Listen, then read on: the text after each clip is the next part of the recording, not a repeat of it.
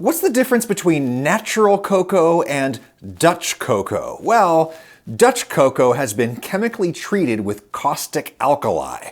What does that actually look like, and why do people do it? I'm going to show you. In fact, I Dutched this cocoa myself. I actually think I Dutched it a little too hard.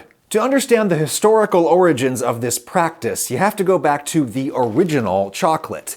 These are raw cocoa beans, which are the oily seeds from the fruit of Theobroma cacao, a tropical evergreen indigenous to Central and South America.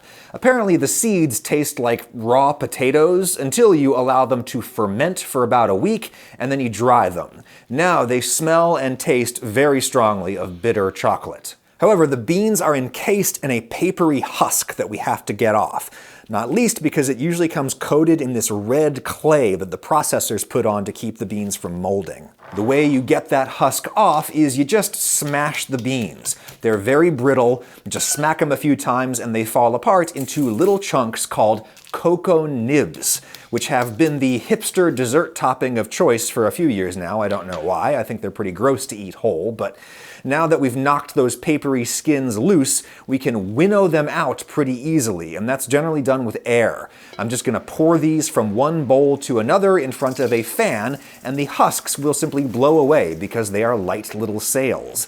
The nibs themselves are heavy oil bombs, so they fall straight down into the other bowl. You can do this in the wind, and it's the basic way that rice and wheat and other grains have been separated from their husks for thousands of years. Not surprising, because grains are seeds, just as cocoa beans are seeds. People mainly eat seeds. Now, either before or after cracking and winnowing, you have to roast the beans, and that is a whole art in itself, just like roasting coffee beans is. We're not going to get into the details now. The roasting is generally more gentle with chocolate than it is with coffee, but the objective is the same. Heat the beans until you have driven away all of the grassy green flavor notes, but before you've developed many burned flavors. Those taste okay. Then it is time to grind, and this takes an unbelievable amount of time and effort to do by hand. I'm going to be here for a while. Hey, maybe I should listen to something from Audible, sponsor of this video. Audible has an exclusive recording of Chocolate Wars, the history book by Deborah Cadbury, herself a distant descendant of the Cadbury Chocolate Company founders. In mid-Victorian times, the English town of Birmingham was growing fast. Audible is the best place to listen for whatever you're interested in. It's the holidays, so this is the time of year I'll be driving hundreds of miles to visit family, and Audible makes that a joy. Instead of letting my brain melt while I do monotonous tasks, I can listen to a book and learn something. Your Audible membership gets you one title a month that you get to keep forever. Bestsellers, new releases, that kind of stuff. Plus, you get unlimited access to a bunch of back catalog books and Audible originals, podcasts, relaxation and fitness guides. All of that is unlimited. It's a great value.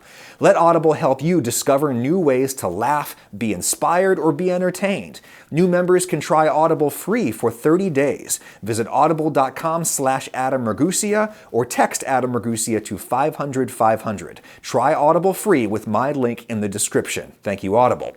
Anyway, after you've been grinding your roasted cocoa nibs for an ungodly length of time, you start to squeeze the oils out of the particles, and the powder gets kind of wet and it cakes together into a substance called cocoa mass. You can take that mass, dissolve it in hot water, maybe flavor it with some spices, maybe thicken it with some cornstarch, and you've got something like the original chocolate product enjoyed by indigenous Central Americans for centuries. It was generally a drink, and it must have been an acquired taste. When Aztec Emperor Montezuma II first served chocolate to the Spanish conquistadors, they were pretty grossed out by it. They still brought it back to Europe with them because they knew that it was the drink of kings in the Americas. It was a luxury good from an exotic land far, far away. So, of course, European aristocrats thought chocolate was cool and fashionable, and they wanted to try it. They just had a real hard time enjoying it because it is so bitter and gritty and greasy and sour. The pH is 5, which is reasonably acidic. 7 is neutral. So, Europeans tried all kinds of things to make chocolate more palatable to them. They tried mixing it in milk instead of water. They tried mixing in sugar. And then, as the Industrial Revolution blossomed, they tried applying new technologies to chocolate. Enter the Dutch chemist Conrad Johannes van Houten, whose father, Casparus, owned a chocolate mill in Amsterdam. It was actually the father who patented a hydraulic press for milling chocolate. I'm simulating the effect with a cheap oil press that I bought off the internet. It's got an auger in a shaft for grinding and pressing, and it's got an alcohol lamp you can light underneath the shaft. Heat is important. Whether you achieve heat with fire or with friction, you melt the cocoa mass, allowing you to grind it into a super smooth paste called chocolate liquor. This dissolves much more evenly and smoothly in a drink, or you can just let it sit at room temperature and it solidifies into solid chocolate. Easy to imagine how they figured that out by accident. They just left it out and it set up solid like that, and there you go. That's the original chocolate, or eating chocolate, solid chocolate they might call it. It tastes really disgusting because I didn't put any sugar in it, but that's real chocolate, came straight from the bean. What the elder Van Houten also discovered is that if you press the chocolate liquor really tight, as I am doing with my auger, the oil squeezes out. Cocoa is about half fat, called cocoa butter, and there it is.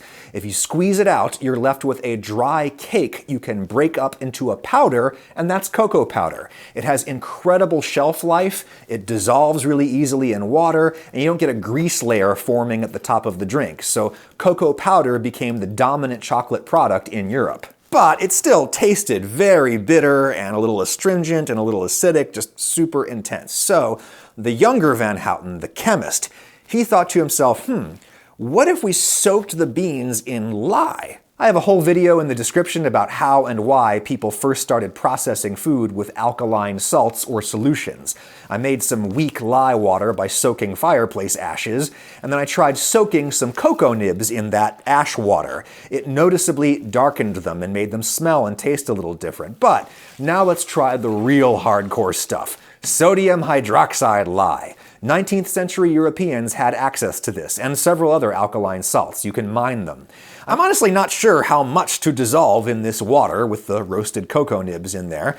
Wow, the color immediately changes from red to a brownish green, and the pH? Yikes, 12.5. That's enough to cause a chemical burn, so I will don some gloves. After just an hour of soaking, I'm getting a really familiar smell. The kitchen smells like Oreo cookies. And bleach. Gotta drain and rinse off the bleach. Now I gotta dry these in the oven and then roast them. Check the difference next to the natural nibs. Wow.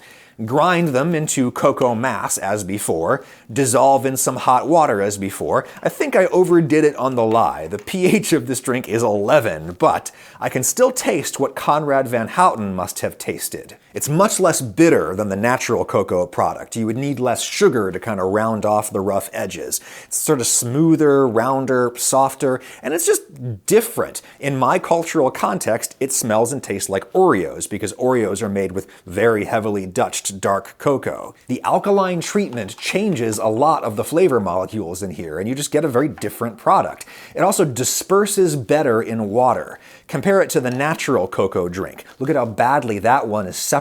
Of course, you can also use heat to grind that Dutched cocoa into chocolate liquor as before, and you can let that solidify into solid chocolate as before. But the alkalized chocolate liquor is not quite as nice in its solid form. It's a little softer, it doesn't work as well as like a crisp coating on things, and it tastes kind of gross.